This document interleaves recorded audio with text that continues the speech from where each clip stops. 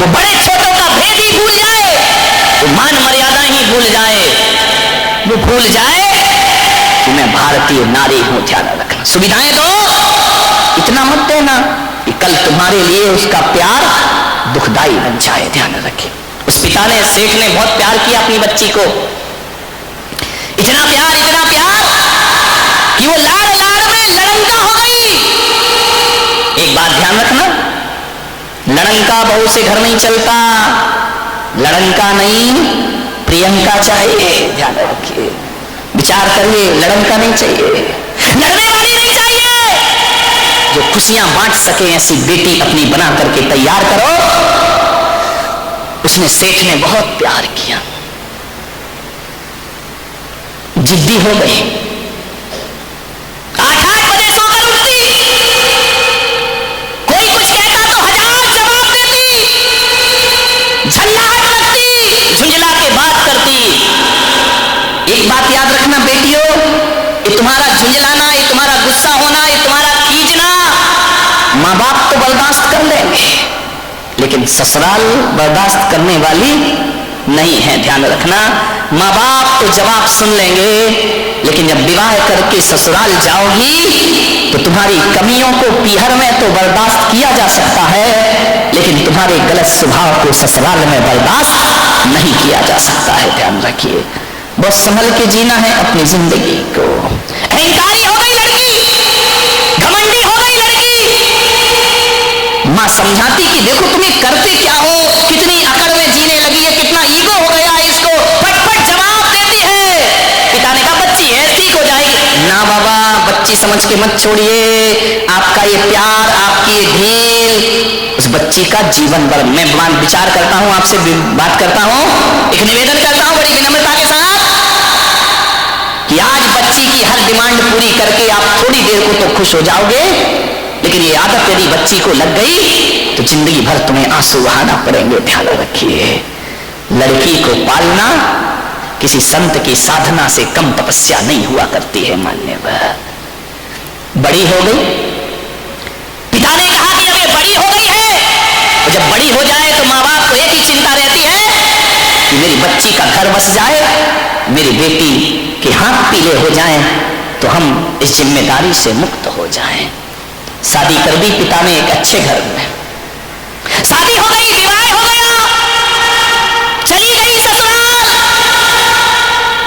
8 दिन भी नहीं हुए, फोन आ गया पिता के पास, पिताजी। हाँ बेटा बोल, कैसी है? अरे कैसी हूं, मर रही हूं मैं यहाँ पे। मर रही है? ऐसा 8 दिन में तेरा ये हाल हो गया? बोले मैं इस घर में 1 मिनट नहीं रह सकती हूँ, इसी वक्त मुझे आइए लेकर के चलिए, मैं इस नरक में नहीं जी सकती हूँ। पिता ने कहा यार 8 दिन में ऐसा क्या हो गया? अरे बोले सब बेकार है, यदि मुझे जिंदा देखना चाहते हो इसी वक्त आ जाओ, जैसे हो वैसे आके मुझे ले जाइए। बाप ने कहा यार मैंने तो इतना अच्छा घर देखा था, इतना दहेज दिया था, सब कुछ दिया था, उसके बाद इतनी अच्छी शादी की, पूरे नगर में ऐसी शादी कोई नहीं कर सकता है, 8 दिन में ये क्या? बेटी ने कहा मैं फोन रख रही हूं, जल्दी आओ वापिस, मुझे ले चलो यहां से, नहीं तो बेटी का मुंह नहीं देख पाओगे। लाचार पिता। ध्यान रखना, लड़की का बाप बनना कोई बच्चों का खेल नहीं हुआ करता मेरे भाई।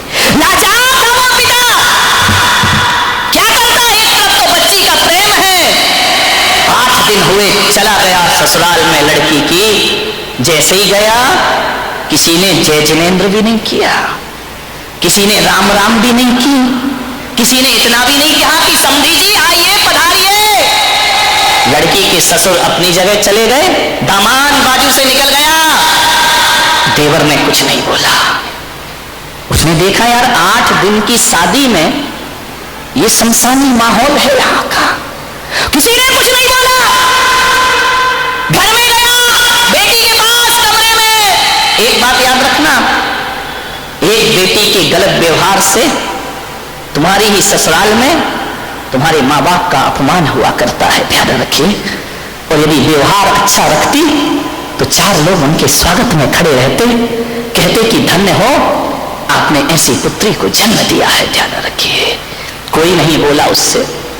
गया बेटी के कमरे में, बेटी बात क्या, इसी वक्त चलो, पानी मत पीना, अरे पिता ने कहा ऐसा क्या? बोले अभी ले चलो, इसी वक्त पीहर ले चलो, मेरा दम घुट रहा है, मैं यहाँ एक पल नहीं रह सकती हो। उसने कहा बेटा रुको, मैं तेरी सासू से पूछ लेता हूँ। बोले क्या पूछना उस डायन से? अरे बोले उससे मत पूछो, बुढ़िया से, उसके कारण तो मैं दुखी हूँ इस घर में, 8 दिन हुआ नहीं, मेरा जीना हराम कर रखा है। बोले बेटा रुको, एक बार मैं पूछता हूँ। गया लड़की की सास के पास, बोला बहन जी मैं आया हूँ। सास ने कहा दिख रहा है, कोई मुझे चश्मा नहीं लगा है, मैं आया हूँ। कौन सा बड़ा कमाल कर दिया, तुम आए हो तो? पिता ने कहा यार ये कैसा व्यवहार है? बोले बहन जी मैं अपनी बच्ची को ले जाना चाहता हूँ, कल के ले जाने वाले आज ले जाओ। इसी वक्त ऐसी लड़की दे दी है तुमने, जीना हराम कर रखा है इसने, 8 बजे सो के उठती है, कोई काम नहीं करती है, सीधा बना बनाया खाना चाहिए, और किसी ने कुछ कह दिया तो 1 की 4 सुनाया करती है। ऐसी लड़की भी है, ले जाओ अपना पैसा वापिस, ले जाओ अपना दहेज वापिस, नहीं चाहिए हमें ऐसी लड़की। पिता का सिर झुक गया, बेटी की गलती से ध्यान रखना, शर्मिंदा हुआ, बेटी को लिया चला गया। बोले बहन जी 10-15 दिन में भेज दूंगा। बोले कभी नहीं, जिंदगी मत भेजना उसको, यहाँ दरवाजे उसके लिए हमेशा के लिए बंद हैं। पिता समझ गया कि जरूर कुछ गड़बड़ है, बेटी को बिठाया कार में, ले गया घर।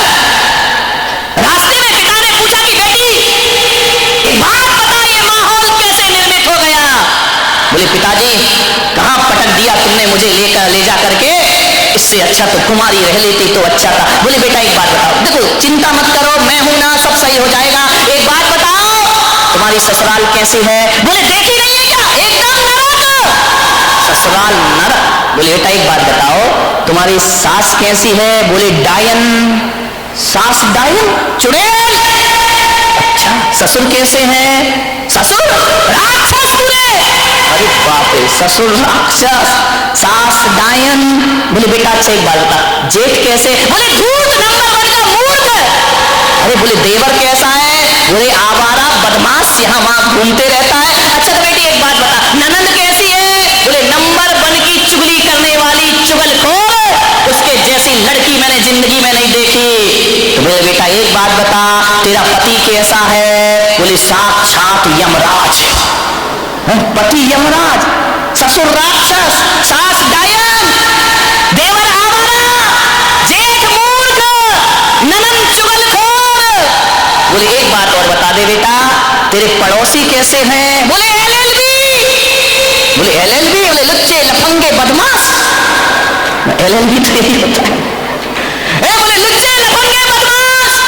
अरे पिता ने कहा यार एक आदमी गलत हो सकता है, 2 गलत हो सकते हैं, पूरी ससुराल का हर मेंबर गलत है, ससुराल को छोड़ो पड़ोसी भी गलत है। समझदार पिता था, ध्यान रखना लड़की के माँ बाप को बहुत समझदार होना पड़ता है। उस पिता ने कहा कि अब गड़बड़ ससुराल नहीं, गड़बड़ मेरी लड़की है, एक भी तो अच्छा नहीं है पूरे घर में, जो देखो सब इसके खिलाफ है, जो देखो सबकी ये बुराई कर रही है।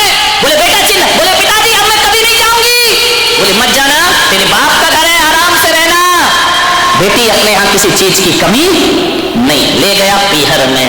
अब चली तो गई, भाभी ने देखा अच्छा आ गई देवी जी, इसका मतलब है कि अब विचार बना कि अब यहीं रहेंगी। तो भाभी ने कहा ला चाबी इधर। कहा कि भाभी अभी ध्यान रखना 2-4-8 दिन को जाओ तो भाभी भी इज्जत करती है, और जब रोज रोज रहने लगो तो भाभी भी कहती बहुत हो गई दीदी दीदी जीजी जीजी, अब साइड हो जा, चलो खाना बना, चाय ला, नाश्ता ला, बहुत ऐसो आराम हो गए तेरे।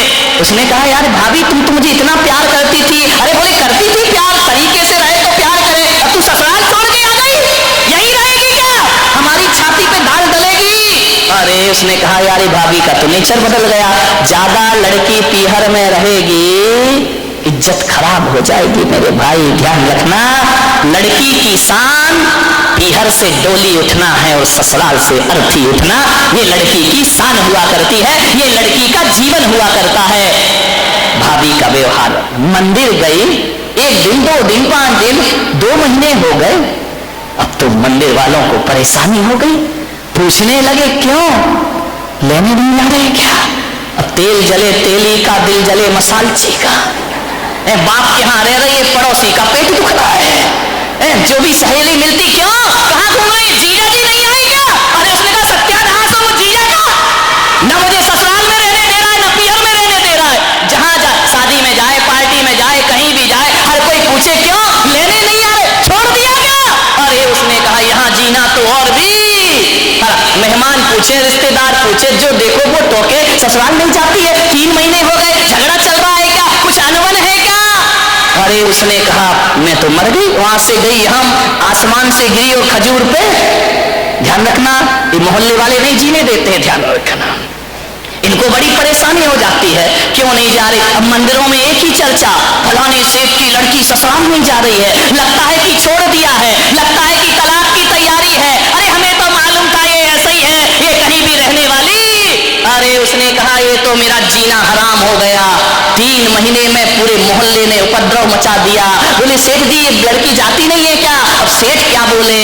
सेठ एक दिन उदास बैठी थी झरोखे पर, सेठ ने कहा बेटी बड़ी दुखी दिख रही। बोले करूं क्या पिताजी, मैं ससुराल बिल्कुल नरक है, और यहाँ शादी के बाद क्या आ गई कि मेरी इज्जत ही मिट्टी में बैठ गई। जो देखो मुझे शक की निगाह से देखता है, जिससे बात करो जैसे ही बात करो पहला प्रश्न होता है जीजा जी कहाँ है? अब वो जीजा ने तो मेरा जीना हराम कर दिया है, इससे अच्छी तो पिताजी मेरी शादी ही नहीं होना थी। ध्यान रखना, यदि मोहल्ला टोकता है, समाज टोकती है, तो बुरी बात नहीं है, ऐसे ही टोका करो, किसी का उजड़ा हुआ घर फिर से बस जाएगा। ध्यान रखिए, मानेगा। बहुत दुखी हो गई वो। पिता ने पूछा बेटी एक काम करेगी? बोले क्या? बोले अपने नगर में एक महाराज पधारे हैं, बड़े पहुंचे हुए संत हैं, मैंने तेरी चर्चा उनसे की है। क्या बोले महाराज? बोले पहले सुन ले शांति से, उन्होंने मुझे एक मंत्र दिया है, यदि इस मंत्र की मैं साधना करूं, मंत्र का जाप करूं, तो 6 महीने में ससुराल तेरी मुट्ठी में आ जाएगी। मुट्ठी में आ जाएगी? बोले अब लड़की चाहती क्या है? इनको सबसे बड़ा दुख क्यों है कि किसके अंडर में मैं रहूं?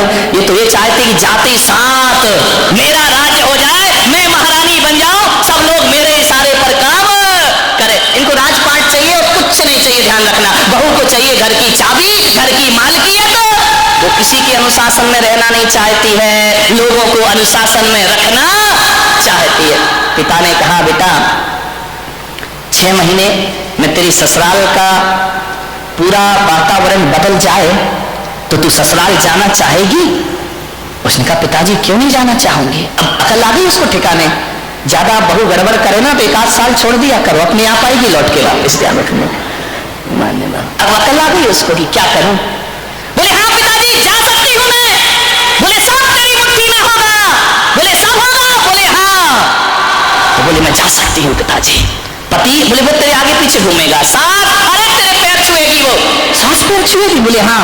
अरे ऐसी ससुराल तो चाहिए थी मुझे।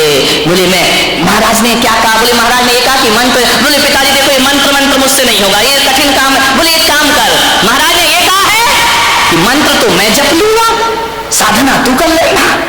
बोले मंत्र तुम जपो, साधना मैं करूं? बोले हाँ, तुरंत इफेक्ट पड़ेगा।